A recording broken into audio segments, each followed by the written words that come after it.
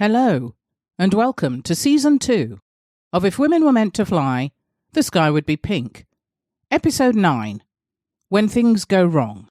I'm Enid O'Toole. In this episode, the King Air becomes my home as I ramp up the hours. More incidents help to shape my command experience, and I keep learning good lessons.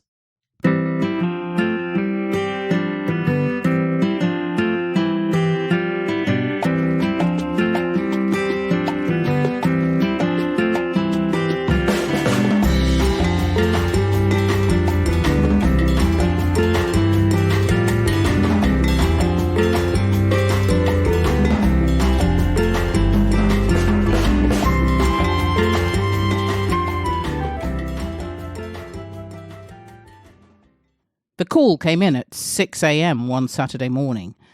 An urgent flight booking had come in with an 0900 departure request. This was becoming the norm on the charter front, so I was always ready to depart with a packed bag which should sustain me for a week or so. I'm still an expert at this to this day. Combining a capsule wardrobe with a few essentials in the smallest of travel bags is something I pride myself on and something that aggravates my family no end. The company was sending a car to pick me up right away. Even though I lived on the mainland, it could take over an hour to get to the airport, even on a Saturday, because the traffic was crazy. The same was done for my first officer. It looked like a straightforward flight to Jos in the north of the country, and then back to Abuja to night stop, with a return to Lagos on the Sunday. Since I did most of the aircraft preparation myself, I had to allow more time for the catering to be on board. The engineers, who had no doubt been woken up themselves, would tow the aircraft out of the hangar and have the aircraft washed and fuelled according to standard procedure. My driver made it to my house in just under 40 minutes, and with a quick turnaround, we were on our way back to the airport. Sure enough, the aircraft had been washed and was awaiting the fuel figures from me. I instructed full main tanks and full auxiliary tanks, as we had only 2 passengers on board. Aviation fuel for these aircraft, known as Jet A1, could be very scarce at any time.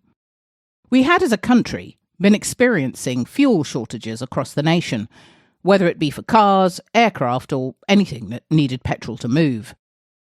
Sometimes flights were cancelled or delayed while the frantic search for deliveries took place.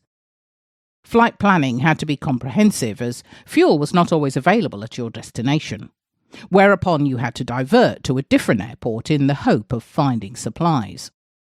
As we worked principally for Shell Oil, they made sure that we were at the top of the list.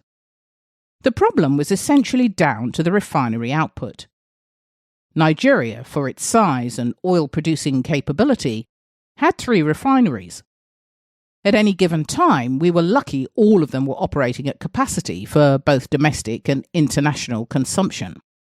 More often than not, though, they were not anywhere near capacity, and in some cases were shut down with possibly only 1 refinery in operation at any one time. Mismanagement of finances and corruption on a grand scale were key factors. When things got really bad, refined petroleum products had to be brought in from overseas. Imagine an oil-producing country with 3 domestic refineries having to import shiploads of refined petroleum products. Corruption had a lot to answer for. For our vehicles, we had to wait in long queues at petrol stations, sometimes for several days, with fights intermittently breaking out as tempers flared and people tired of the hardships imposed on them by a corrupt and unstable system of governance. Sometimes we would have to resort to fuel being distributed in 200-litre drums from Shell just to keep us flying, and it was the same down route at our regular stops. Other times we would have to fly to other countries, like the Republic of Benin and Cameroon, just to fill up our tanks. Looking back on those days, it seems surreal to think that we had to cope with all of those extra elements in addition to an already highly stressful job. It proved to be an excellent training, though, a sort of expect the unexpected and stay one step ahead attitude. It was brutal and annoying at times, but it did prepare me for virtually anything.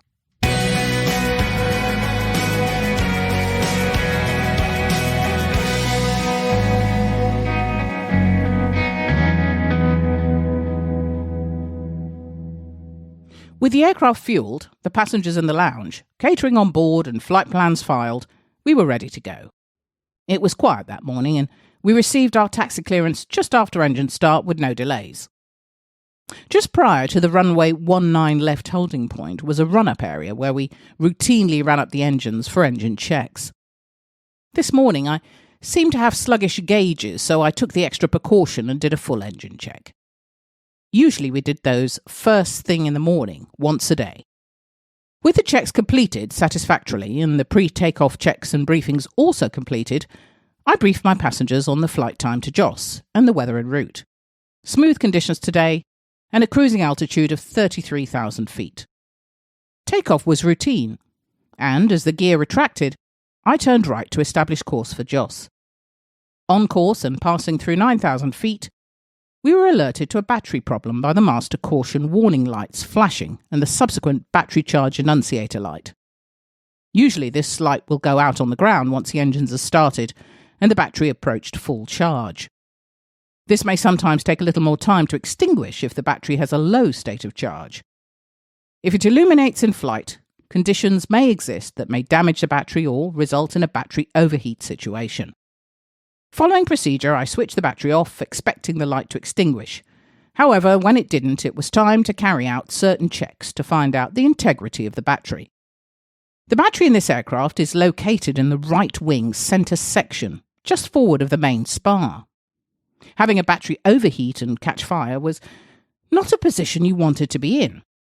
Some pilots used to joke that in the King Air, a battery overheat was usually followed by the skin on the wing root being red hot, and then if you were extremely unlucky, your wing parted company with the rest of the aircraft. These images and words of warning flashed through my mind as I tried to get to the bottom of this latest mechanical conundrum. I was more than happy to avoid a dire scenario, and knowing the unofficial advice and quirks for the King Air, I elected to return to Lagos, not knowing what the battery was actually doing. We completed the checklists and advised air traffic control of our intentions. I contacted our maintenance department on a separate frequency and advised them to be ready to receive the aircraft and gave them a brief overview of the problem. Explaining to the passengers that we were returning as a precaution was always more beneficial than giving them all the details.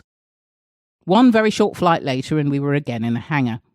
I was always keen to see the maintenance side of things with my aircraft, so I hung around whilst they tried to diagnose the problem. My senior engineer called to me and asked me to place my hand just above the aircraft's skin where the battery resided. It was, as I had suspected, hot, hot, hot. Needless to say that expediting our return was the safest option at the time. We were delayed eventually by 3 hours whilst the engineers replaced the battery and checked the systems. 2 ground runs later and we were cleared to go. Once again, we repeated the earlier flight, only this time we made it all the way to Jos without incident. Even though we were late, we were now able to drop off one passenger and continue to Abuja with the other for a night stop. In theory, places like Jos were underused as airports, and as such it was relatively easy to get your flight plan filed and get underway. However, this was not to be our day, as it took an interminable amount of time to get the flight plan to be where it needed to be, due to the failure of the lift, which would take the human being bearing a copy of our flight plan to the air traffic controller in the tower. Lift failure often meant that the poor hapless individual had to deliver the flight plan by walking up the myriad of stairs instead. Given the number of power failures and damage to electrical equipment that there was nationwide, you would think that the courier of said flight plan would be a fit man or woman. Well, you would be wrong. The job would often fall to an unfit person who had spent a lifetime sitting on a stool, and who was so discombobulated with the fact that a woman had just filed a flight plan for an airplane, which must mean she was a pilot because she was wearing the uniform, but oh no, that couldn't possibly be the case, because how can a woman do this? No, it is not true. I will call him sir and tell him that for a man, he looks like a woman. Stay with me. This actually happened. So, after having stared at me for 20 minutes, a further discussion has to be had with her hapless colleagues, who have by now choked on whatever it is that they're always eating in that office, before she even contemplates leaving said office to hand deliver said flight plan. Another 40 minutes elapses, by which time I've been sitting waiting for my start clearance in the sweltering heat, before the air traffic controller takes pity on me and allows an engine start to get some cool air circulating in the cabin before my passenger expires from heat stroke. With the engines running and the air conditioning on, we've recovered our composure and are ready to leave Joss behind.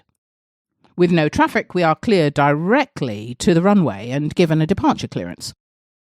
This means no waiting, and so we cover as much of the checklist as possible during taxi because it didn't happen very often. We were always excited to get what we called a rolling takeoff straight from the taxi phase, but as I would later regret, this can sometimes lead to mistakes when you hurry everything along. We got airborne and set course for Abuja, which was only 40 minutes away. Autopilot on, and it would be a rapid climb to 16,000 feet.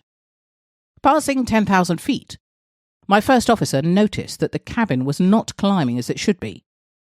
Aircraft pressurization is a system that ensures the comfort and safety of crew and passengers by controlling the cabin pressure and the exchange of air from the inside of the aircraft to the outside.